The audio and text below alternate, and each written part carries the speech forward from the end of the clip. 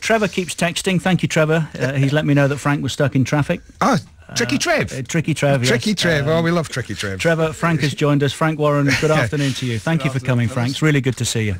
What's happening in the world of boxing? What's happening? A lot. It's on a right high at the moment. We've got some good shows coming up, and we've got some really good British boxers. I think are moving themselves into positions where they're going to fight and hopefully win world titles to add to the 4 champions we've already got. Yeah, I do sense a resurgence, not just in interest but also in quality, because the sport itself was unpopular with broadcasters for a little while, wasn't it? Well, I think what happens is that it's like everything, they want to cherry pick, and it's getting an investment at grassroots level. We've had that with satellite TV, Sky have done that, but you've got the problems of the ITVs and the BBCs who've just bowed out of it. And I don't understand why that is, because they always delivered fantastic ratings. They could never cite the problem is with the ratings. I think with BBC, as far as professional boxing is concerned, I think it's a political decision. I just don't think the hierarchy like it. After going back to the Audley Harrison days, when he was when they signed him, but that was their fault because they did the deal direct with a boxer who basically had a choice of who he decided to fight, so there was no quality control. So boxing suffered as a result of that. But we like boxing. Well, of course we do. Whether the hierarchy do or not. I know the fans like it. You go to any shows around the country, they're normally sold out. It does deliver good ratings on Sky. There's no doubt about that. But it's just you sometimes wonder what goes on, with the people who are in charge of broadcasting. You wonder why they're not delivering to the sports fans. I mean, when you look at some of the sports that they invest in, I don't get it. And BBC are a public broadcaster. They're funded by the license payers, us. So I think they should be doing something, or actually give a reason why they want. Yes, agreed. Yeah, absolutely. 100%. I love it. Do you know, in boxing, Frank, I've always thought that, is it still the case there? I mean, I was going to say the good old days, but in days gone by, it was always sort of the heavyweights were the guys who captured everybody, kept us all going, and since the heavyweight division sort of dipped a bit, I think it sort of coincided with people maybe losing a little bit of interest. Is there any sign of that resurgence? I don't think it's much interest. I think, biggest is always best in people's minds, and I understand it. But if you go back to sort of like the 60s when, say, Ingemar Johansson was champion, or Floyd Patterson, it was on the floor. And there's parts of the 70s boxing wasn't doing so well, and 80s. And people got this sort of big glory period of the 60s and 70s. Maybe it's the boxers then, is it? But maybe it's the boxers, the personalities. I think it is. I mean, you think of Barry McGuigan, who was a featherweight. He was hugely popular boxer. You think of all the the middleweights and super middleweights over the years. You go back to the Ben Eubanks, all those sort of days. They were brilliant days. Hunnigan. There's a lot of fighters. Nassim Hamid was a featherweight. Sugar Ray. Yeah. All the great fights you used to get, and of course the heavyweights was great. When Tyson was there for a while, and you had the Larry Holmes followed on from the great man Muhammad Ali. But I think what it is that the heavyweight division now is there is a lot of confusion there for the man in the street. I mean, I understand it because I'm in the sport, but you've always had over a period of history always a defining champion. So you get your Lewis or your Ali or your Marcianos. It was always there. But you've got 2 Klitschko's, and people talk about Klitschko's, and because they're both very good fighters and they're brothers, they're never going to fight each other. So you've not got the defined champion, and that's been the problem. I think that's part of the fragmentation of heavyweight boxing. They tried to unify it at not so long ago. Well, they can't unify it because the only way they can unify it is for the brothers to fight each other. But before the brothers. But it was it was there. I mean, before that it was Lennox, wasn't it? Lennox Lewis had it for a while. He was the name for probably about 5 or 6 years. But the Klitschko's are there, and it's, as I say, it's the plural. So you haven't got just one champion. So that will never happen. Whilst they're never going to fight each other. I don't believe they'll ever fight each other. And you can understand that they're brothers, but it's not good for the heavyweight. Well, I mean, tweets are coming in already for you. Questions. You talked about the Klitschko brothers not fighting each other. Neil he tweets in, excellent show today. Where does Frank reckon the Hay Klitschko fight will take place, or will it ever happen? I think it'll happen because I think it will have happened eventually. And I think it'll happen in Germany. Right. And Kelvin says, does he think Hay will beat Klitschko? I think if he hits him on the chin, he will. But if he hits him on the chin, they're both vulnerable. Hay goes on the floor. We've seen him wobble in quite a few fights.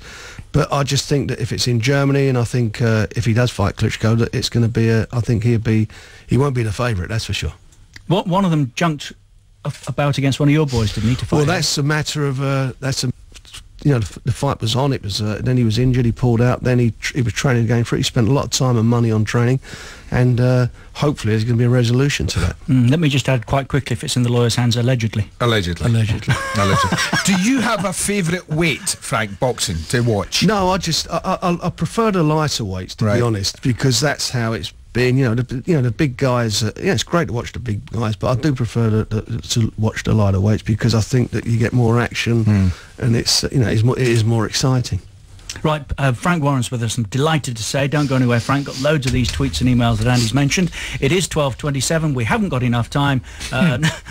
Frank Warren is still with us and might be interested in the bigger sports story of the day, Andrew. Yeah, it just seems a never-ending story at the moment of sportsmen who test positive after taking supplements, in inverted commas. This Sale prop is a remarkable story. What happened was, half-time in a game, as is quite often the way, the drinks go out at half-time. He was given a supplement. It turned out it was contaminated. Of course, his number gets pulled out at the end of the game for the random test. He's test positive. He's been given a 4-month ban. Now, the club are unhappy. The players obviously unhappy. As I mentioned there, the Rugby Players Association, the Players Union, are unhappy, saying, look, there's not much empathy going on here because it's completely out of his hands. It wasn't an attempt to cheat.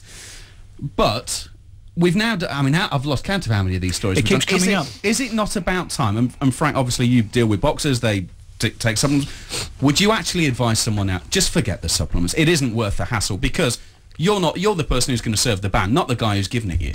Well, I think you've got a list. There are a list of banned substances that I think it's the UK Drugs Agency who do all the doping.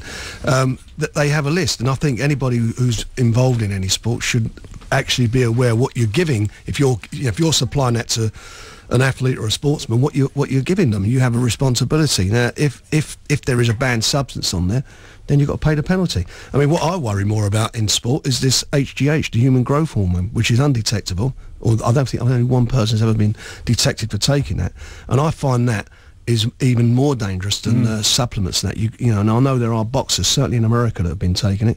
I mean, I find it strange in America that you get boxers who can start off fighting, say, at a lower weight, maybe a flyweight or a bantamweight, and suddenly they're fighting at light middleweight. You're talking about a couple of stone difference.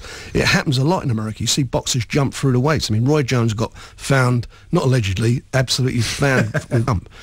Now that has got to be, is wrong. It's got to be wrong. It doesn't happen in this country. You don't get, or even in Europe, you don't get many fighters who jump between 2 or 3 weight divisions or 4 weight divisions. Just doesn't happen. It happens in America a lot, and HGV is, I believe, the drug that they're taking, and the side effects of that is that it enlarges your organs in your body. If it is what it is. It makes you grow, and there has been a suspicion that a couple of boxers over in this country have taken it.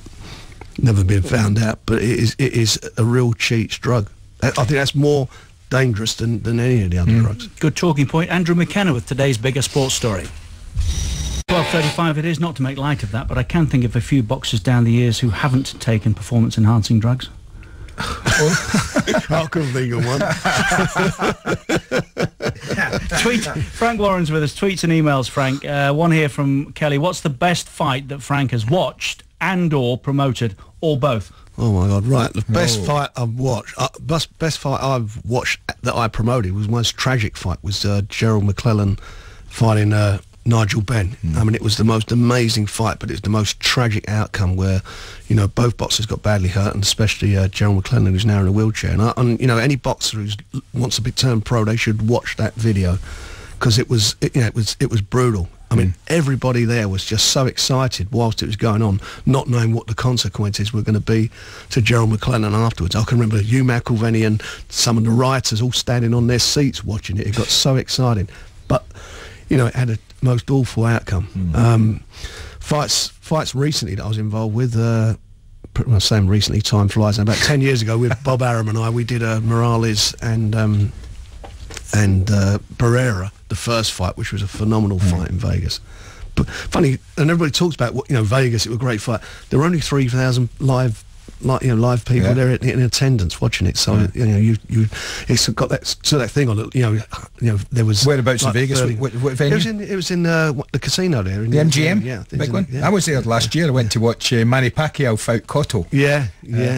What about, that's what I meant to ask you. Here's one for you: Mayweather or Pacquiao, if they ever fought? When they for a few years now, I always thought Mayweather, because I felt Mayweather had the skills and he was a bigger man. But what Pacquiao's done over the last few years has been amazing, and I think although he's more of a counter-puncher, he's more of a defensive boxer, Mayweather, I think that Pacquiao, he seems to have a good chin, and he seems to be able to walk through some guys, and I think now he'd give Mayweather a problem. I don't understand why Mayweather's not taking the fight. Why? Pacquiao wants, I just don't think. I don't think he might not fancy it. I mean, there was talk like fear. Maybe some guys don't want to. Wouldn't say that if he was here. Well, no, but I mean, it's the fight everybody wants to see. A lot of people say that promoters stop fights from happening. It's not. It's the fighters. There's ways you can stop fights from happening if you're a fighter. One way is to say how much money you want, and he's demanded $100 million. So that tells you that fight ain't going to happen any time in the next 20 years. Well, that's a shame, because that's the fight everybody wants. Fight, yeah, everybody wants it. Tell me something. What is it like to spend time with Mike Tyson? I'm thinking now back famously to a press conference just down the road here. Yeah, when I saw his eyes threaten and yours full of fear. I mean, that was quite a meeting, wasn't it? I was terrified. No, he's Mike Tyson. It depends what Mike Tyson shows up. He was you could get him on a good day, he was okay, and on a bad day he'd be a total jerk. That's what he was, and the problem is he had so many people around him who would just pander to whatever he wanted to happen, and he lost all touch of reality, in my opinion. So there's nobody, and that's understandable as well. Nobody prepared to say no to Tyson. Well, you lost your job if you said no. That's what they did. If they didn't agree with what he said, then they lose their jobs, and that's no good to Tyson. At the end of the day, it hasn't been any good for him. I mean, he's wound up losing all his money, his credibility, and everything. I mean, at the end, he was reduced to boxing in a foyer of one of the casinos. It was a bit like Joe Louis shaking hands with people at one time. It's a shame. I mean, he was a phenomenon, wasn't he? He was a phenomenon when he was young. Yes. And then he went completely off the rails. I mean, he trouble. How good was Lewis? I thought Lennox Lewis was a good fighter. I thought he was the best of his generation. Top bracket? Yeah, I wouldn't put him in my top 10 of all time, but I thought of his time he was. I remember he had that fight with Frank Bruno. And a lot of people, it was going to be. Frank's coming to see us on Monday. Well, I tell you, Frank Bruno was winning that fight and was giving him a lot of problems till he got clipped. But he had some good fights. He had a good fight with Klitschko. That last fight he had with Klitschko was a tough fight for him, but. He did what he had to do. He fought a Tyson who was a shot for Tyson by the time he fought him, but he was the best of his generation. He's a big lad now, isn't he, Lennox? He is. He's a nice bloke as well. Really nice guy. Yes. Here's one. I've got another tweet for you here from Gary. Do you think Amir Khan honestly thinks he can beat Mayweather, or is this just a publicity stunt just to mention Mayweather in his same sentence? I don't think he'd beat Mayweather, because I think Mayweather is too big for him and too sharp for him, and nor do I think not that it'd ever happen, nor do I think it'd be Manny Pacquiao. Who's the next best thing, asks Tim. Well, there's a few of them. I'll talk about the fighters that I'm involved with, because you do that as a promoter and a manager. You do, son. As is your right. You've made the effort to come and see us. And there's a few of them. How many have you got? There's a lot of them. Hang on, I'm just going to get the roll of wallpaper out and read them up. No, we got... I like Nathan Cleverly's fighting on the 21st of May for the world title. He's challenging a good fighter in Jürgen Bremer. James DeGale, George Groves is a big grudge match from two guys from West London. I like James, and I believe he'll come through. Frankie Gavin's a good young fighter. I mean, there's so many of them out there. There's a really good group of young fighters coming through at the moment. I think going to really go into some. How much of a battle